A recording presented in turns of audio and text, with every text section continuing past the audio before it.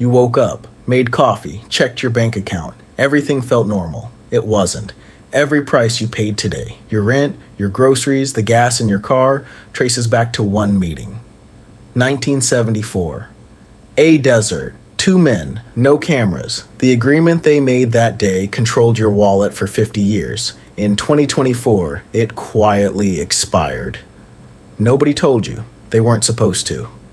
In this video, why the US dollar is backed by oil, not gold, the secret 1974 deal that made America untouchable, why every country on earth is forced to hold dollars, what happened in 2024 that nobody reported, and what petrodollar collapse actually means for your money. Let me take you back to August 15th, 1971.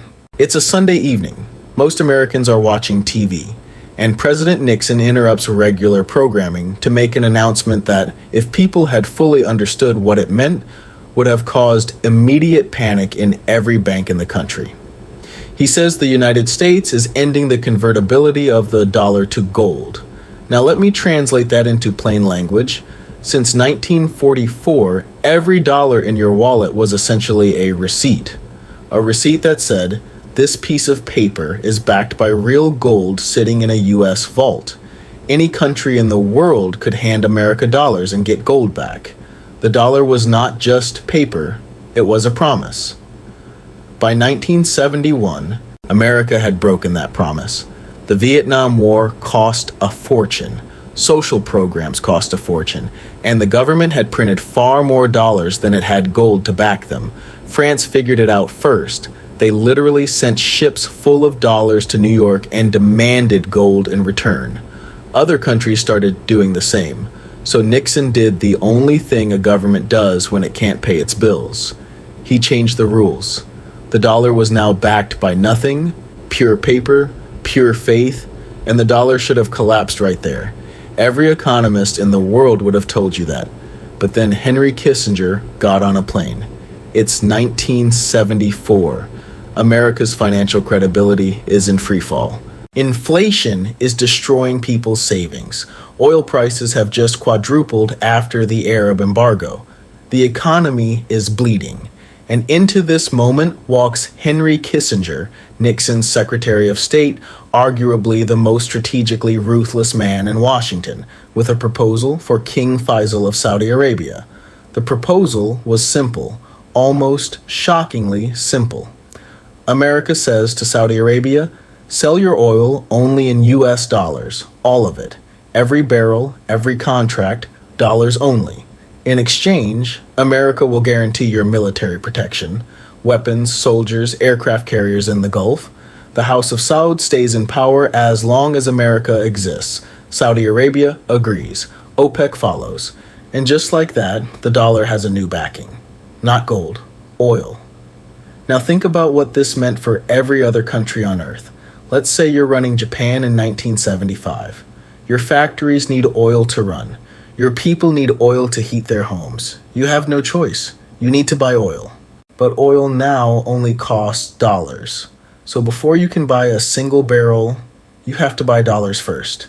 Same for Germany. Same for France. Same for Brazil, India, South Korea, every nation on earth that runs on energy, which is all of them. Every country on earth just became a permanent customer for the US dollar. Not because they wanted to, because they had no alternative. I think about this every time I fill up my car. The price I pay at that pump, in whatever currency I use, was shaped by a secret agreement made 50 years ago between two governments that never asked me, or you, or anyone we know. They looked like features of a system that was designed to work exactly this way. Let me show you what I mean. Privilege number 1. America gets to export its inflation. Normally, when a government prints too much money, prices rise inside that country. Inflation punishes everyone who holds that currency. But under the petrodollar system, those excess dollars get absorbed by the rest of the world. Foreign governments have to hold them as reserves. They use them to buy oil.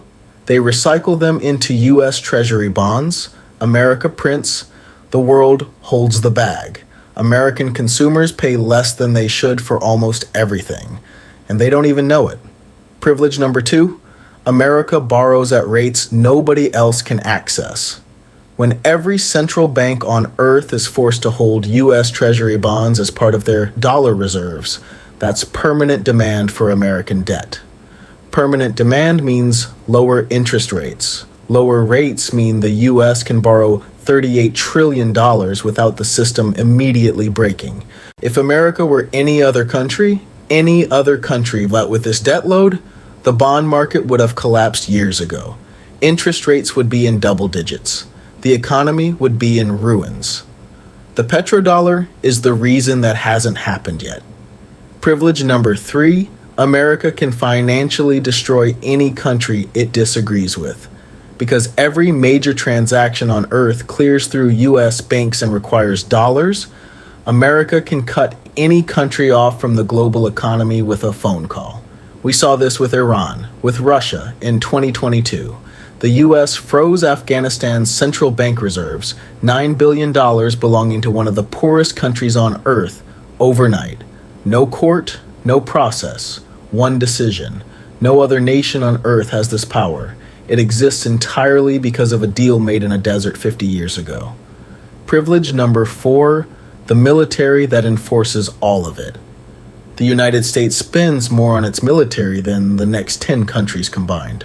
This is only possible because the petrodollar allows America to borrow and spend at a scale that would bankrupt any other government.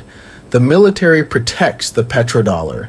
The petrodollar funds the military, a circle that has been running unbroken for 50 years until now. June 9th, 2024, Saudi Arabia formally lets the petrodollar agreement expire. No renewal, no announcement, no press conference. 50 years of the most consequential financial arrangement in modern history, quietly allowed to end. I remember checking the news that week. The story was nowhere near the front page, buried, minimized, described in language so technical that most people scrolled straight past it. But the rest of the world was paying very close attention. China has been building an alternative oil trading system in yuan for years. In 2023, they settled their first major LNG trade in yuan, a transaction that would have been unthinkable a decade ago. India is buying Russian oil and paying in rupees. The BRICS nations, Brazil, Russia, India, China, South Africa, now expanded to include Saudi Arabia itself, have been actively developing alternatives to dollar-denominated trade. Russia cut off from the dollar system after 2022, moved its energy trades into rubles and yuan almost overnight, and the world kept buying Russian energy, which proved something important. It can be done without dollars. Here is the real-world impact of this, and I want you to feel this concretely. Think about a working family in Ohio. 2 jobs, 2 kids, trying to keep up with bills that keep rising faster than their paychecks. They have no idea what the petrodollar is. They have never heard of Kissinger's 1974 deal, but for 50 years, that deal was quietly subsidizing their life, keeping import prices lower, keeping mortgage rates lower, keeping the dollar strong enough that their savings held value.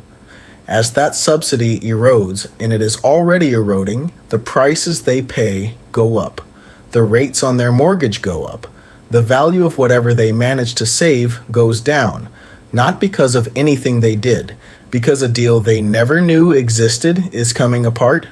That family in Ohio is every one of us. The mechanism that has been protecting our purchasing power for 50 years, quietly, invisibly, without our knowledge or consent, is breaking down.